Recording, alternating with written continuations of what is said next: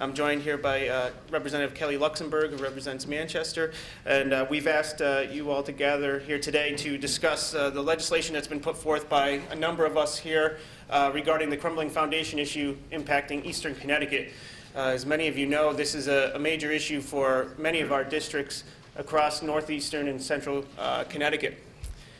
It's estimated by the Capital Region and Council of Governments that there's tens of thousands of homes that could be impacted that were constructed in the 1980s, 90s, and 2000s that could have the issue related to the Crumbling Foundation.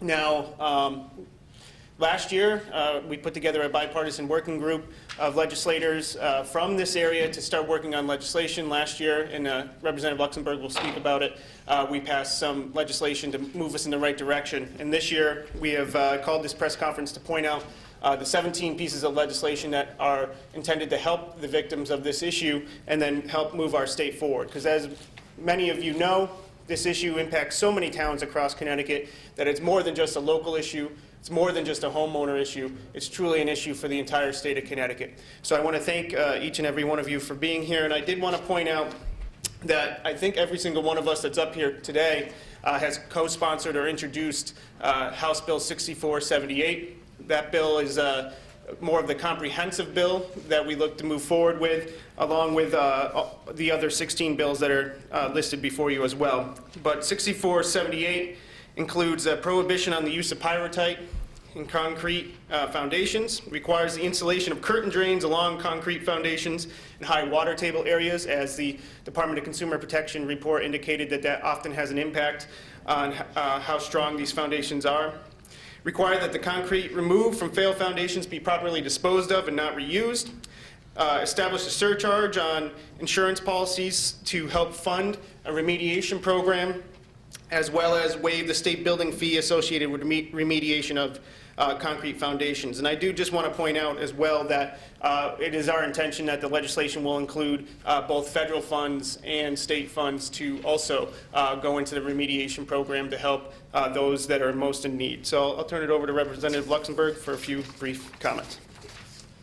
Thank you, Representative Davis, and thank you all for being here today. I think this is such an important issue, as Representative Davis pointed out, that we've been working on it since last summer, since troubleshooters broke the news in July of 2015, that this was an issue that was not plaguing one or two homes, but it was affecting homes across the eastern part of the state. And unfortunately, I live in a neighborhood where these homes are affected. I have neighbors who have lost their homes because of this issue.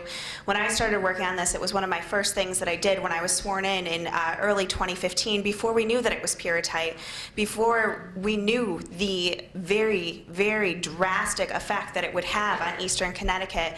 And unfortunately, the constituent that I was working with has since lost his home, and this is happening on a daily basis. The time to act is now. We were very slow and very deliberate last year and waiting for the results from the administration on the report that came out to determine what was actually causing this issue. And now we know for sure that it is pyrrhotite, and now is the time to move before more people lose their homes. So I'm infinitely proud to be standing here with Republicans and Democrats from across the state, even some people who are here who don't have homes in their district who are affected, who recognize the importance of this issue.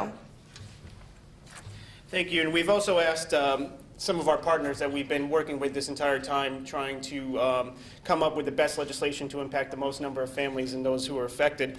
So I'd like to introduce Linda Tafalowski of Stafford now, but previously she had a home in Tallinn that was impacted by the Crumbling Foundation issue, and she lost that home. So I'd like to introduce her to talk about the importance of why this legislation needs to be passed and need to be passed this session before it gets too late. Thank you, Linda. Thank you. Good morning. I had a crumbling basement. Our house was the very first failed foundation, built in 1983. And I noticed cracking after the house was only 8 years old. We fixed it with no financial aid from anyone. Not that we didn't try. We took MODIS to court, filed with the DCP, and many of us had a huge meeting with the state in 2003. But that was all dropped like a hot potato. With many doors closed in my face, 15 years later, George Colley from NBC wanted to talk to me, and the rest is history. I have been dealing with this issue of crumbling concrete for 26 years now. Many people have called me for information and crying on the phone for at least 20 of those years. Where was the help from the state? It took 16 years, and with help from NBC, George Colley, and our coalition, the state finally gets it. This is a very devastating and expensive cancer that will be with us for at least 20 more years. Or it could be longer if we don't stop it at its source, and also provide financial aid to the middle-class people who make up the majority of our state. Many homeowners have been waiting for this financial help for years. For some of us, it is too late, and we will not be able to retire because those are the funds that we used to fix it. But there are others who have their homes condemned, and they need the funds now. Or they will become a part of the growing group of homeowners who have surrendered their house to the bank.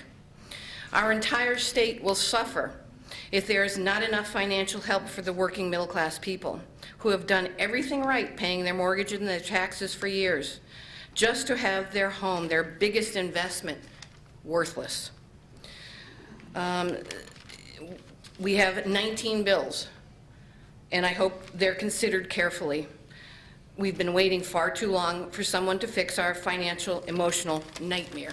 Thank you. Thank you, Linda, and thank you for your courage over these years and continuing to work with us to help solve this problem. And part of what we've been doing over the last several months has been working with our local leaders through the Capital Region Council of Governments, and they have put together an outstanding template and program to help push us towards a remediation program here at the state level. And one of the leaders of that group that has put together that task force to come up with these recommendations is Steve Warber. He's the town manager of the town of Tallinn, and if he can come up and speak a little bit about the partnership that we have with the Capital Region Council of Governments.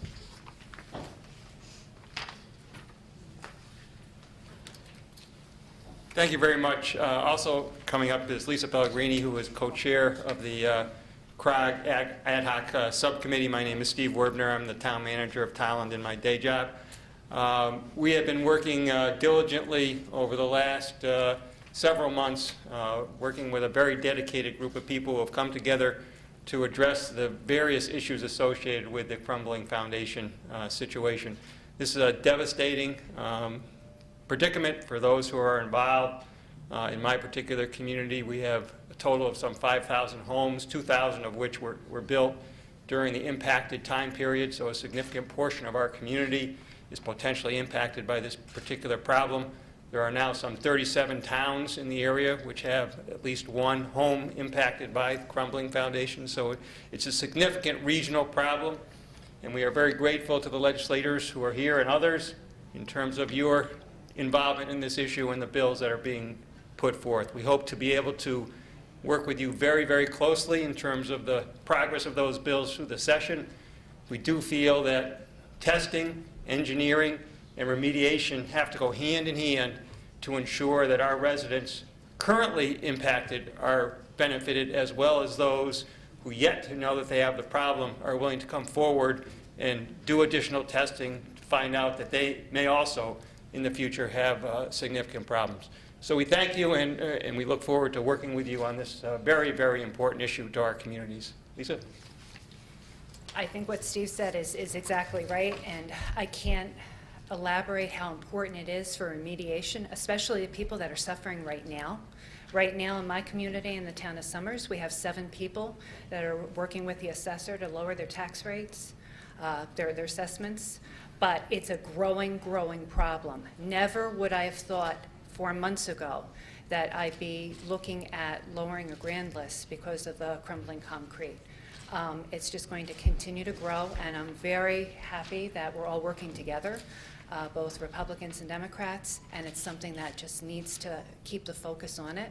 And again, it takes all of us putting some skin in the game. Thank you. Thanks. We're joined this morning as well by a number of committee leadership that will be helping usher some of these bills through the legislative process, and one of them is the chairman of the Public Safety Committee, and has the unfortunate, or fortunate as you might see it, ability to serve what has become ground zero of the issue in Stafford Springs. And I'd like to ask Senator Tony Guglielmo to come up real quick.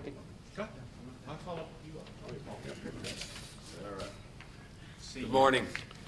As Linda said, you know, it's been a long problem, and it's been going on for a while, and it's finally getting the attention I think it deserves. But even now, I think it's important to have a press conference like this because of the fact that there are legislators in the building, especially the new ones, who are not aware of the problem, which was surprising to me, but maybe it shouldn't have been. If you're not from this area, you'd have really no reason to know about it. And we do need a coordinated effort. And we have that. We can see what we have here. We have Republicans and Democrats. We have House and Senate members. We have local and state officials. But what is missing, I think, from the puzzle is federal assistance. And I think they've got to come on board. We talked about this for a while. I don't care what form it takes, but they need to step up to the plate. In my opinion, FEMA is the best agency to take care of it because they're geared for this kind of thing. This is no more or less than a slow-moving hurricane. And the governor, due credit to him, has stepped up twice and asked them to do what they're designated to do by federal statute, and they haven't done it. But I think we need to continue to pursue it. There are 3 bullet points for FEMA, and it has to be something that's not covered by insurance, which is so far is the case. They denied most of the claims. It has to put strain on federal and local government, which is certainly, state and local government, which it certainly does. And then the only sticking point is they, in their guidelines, say it can't be man-made. Well, I mean, you could make an argument about that. Is this man-made or not? Pyrrhotite's certainly a natural ingredient, natural mineral. But even if you take that away, and I'll just wrap up, they've already violated their own guidelines on at least 3 occasions that I'm aware of, FEMA has. 1, in the Boston Marathon, they paid for all the overtime for first responders. 2, there was a fertilizer plant explosion in Texas, which they stepped up to the plate and took care of that. And 3 was the problem with I'm missing the 3rd one there. Oh, the biggest one of all was the dikes in New Orleans. They were certainly man-made, and those dikes collapsing was the major problem and caused the major damage. So they've stepped up to the plate 3 times that I know of in violation, I guess you could say, of their own guidelines. So we're looking for them to step up here, and they have the ingredients to do it. I mean, they have the trailers that people are going to need for accommodations when this work is going on. It's going to take 6 weeks, 8 weeks, or longer. So they should step up, and I would urge the governor to approach the new administration and see if we can get this done. Thank you. Thanks. And State Senator Tim Larson represents 4 of the towns that are impacted by this issue and is the chairman of the Insurance Committee and the Public Safety Committee this session. So we thank Senator Larson for his leadership on this issue as well. Thank you. Thanks, Chris. Thank everyone for coming here today. You know, this is sort of a 2-pronged approach, but nothing more impactful than having your own home deteriorate underneath you and not having anything to do. I applaud all of the efforts from all of the state senators and all of the representatives here, along with our Attorney General, our Governor, and the Department of Consumer Protection. I think everyone has had a hand in putting this together, but at the end of the day, residents want a solution, and I think that that's what we're trying to put our arms around. Myself, Senator Austin, and I believe Senator Guglielmo are going to be signing on to a piece of legislation out of public safety that would effectively allow municipalities on a voluntary basis to use municipal funds if necessary to help accommodate some of these problems as well. I've been dealing with people from CASE, which is the Connecticut Academy of Science and Engineering, and they were one of the first people to come out with a report on that. I think we have to provide some additional funding to them so that they can drill down a little deeper into, you know, who has this problem, how it's affecting towns, so that we can start to really officially get an idea of the costs and so forth around it. But at the same time, more importantly, is driving a solution so residents will come forward, feel comfortable with the solution. This is not necessarily a hard problem to fix. We've done this with hurricanes. We've done this with Sandy. We do this almost every day at the municipal level with building permits and inspection and moving people along. We also will call upon all of the interested parties that have an interest in your personal property, like your bank, like your insurance company, like the state, like the federal government, like the city and town, and any other people as much that have an effect. Something that gets glossed over, I think, much of the time with this is the detriment to that local town's grand list. We're all giving discounts on property values and assessments.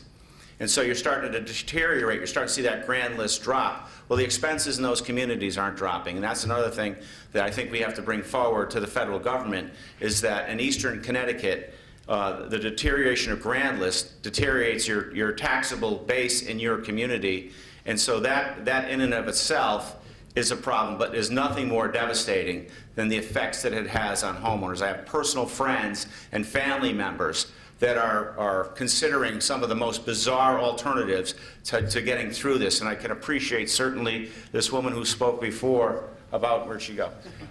Your hardship. My heart goes out to you and to all these people affected. Know that we are trying to do the very best that we can to help you out in this particular situation. Chris, thank you very much. Thank you, Senator. And another representative taking a leadership role as the chairman of the General Law Committee to help oversee the Department of Consumer Protection in their efforts to study and produce their report over the last year is Representative David Beim of Bloomfield. Thank you, Representative. Thank you very much. I wanted to be here today to reassure my colleagues that the General Law Committee, having cognizance over the Department of Consumer Protection, will do everything it can to facilitate the many bills that have been proffered by my colleagues to address this crisis issue. General Law is very interested in making sure the Department of Consumer Protection implements and oversees whatever bills are passed so that we can address this problem as quickly as possible. I also just want to say a quick word about a bill that I introduced, which is 6005. And this bill, among other things, creates a dedicated fund funded through bonding of $35 million, which would be overseen by the Department of Consumer Protection to give out both grants and low-interest loans to those who meet and qualify for the guidelines to remediate and address this issue. This bill would also give the state of Connecticut subrogation rights against any insurer that was liable or any negligent party, so that those monies could be recouped and put back into the fund with a small administrative cost to the state of Connecticut for administering this program. I feel like Governor Malloy did, that this is a natural disaster. It's a crisis of great proportions, and it's something that I believe our state needs to step up to the plate. Unfortunately, FEMA has rejected our application and our request, and while I hope we go back and make another request, I think it's incumbent upon us to try and fund this and get the program started. And without the funds, I don't think that we can make any substantial progress. So I would hope that my colleagues would support some significant major funding so that we can get these programs implemented. Thank you. Thank you, Representative. And also joining us, one of the committees that is going to be taking up a number of these bills is the Planning and Development Committee, and we're joined here today by the ranking member of that committee, Representative Tammy Zawistowski. Thank you. I want to thank Representative Davis and Representative Luxembourg for introducing this bill, along with the legions of other people that have signed on to this bill, and also the number of other bills that have been filed to address this situation. Very happy to see that Planning and Development is going to be hearing a number of these bills at public hearing. Last year we heard a number of bills. We heard from a lot of homeowners whose homes and essentially their life savings were tied up in a situation where it was no fault of their own. Really look forward to hearing testimony this year, not only from those affected, but those who have ideas for how to solve the situation. And it's not a matter of solving it automatically. We're looking for anybody who has any ideas whatsoever to help solve it, because it's not going to be an easy problem.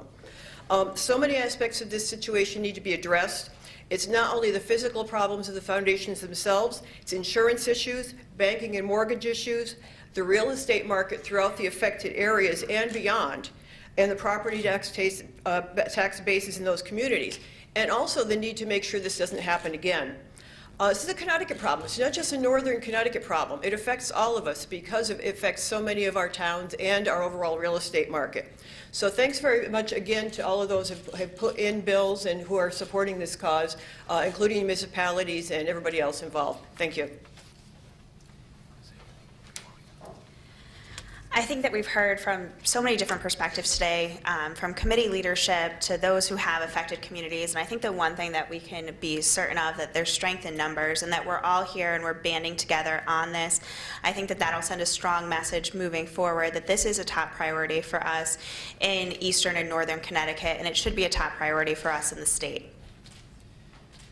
Thank you. And I do want to mention that Tim Heim from the Coalition of Concrete Basements Victims Group wasn't able to join us here today. He had to work. And that we do continue to work with the governor's office and the lieutenant governor's office to try to find solutions that will satisfy all of the needs of the victims of this issue. So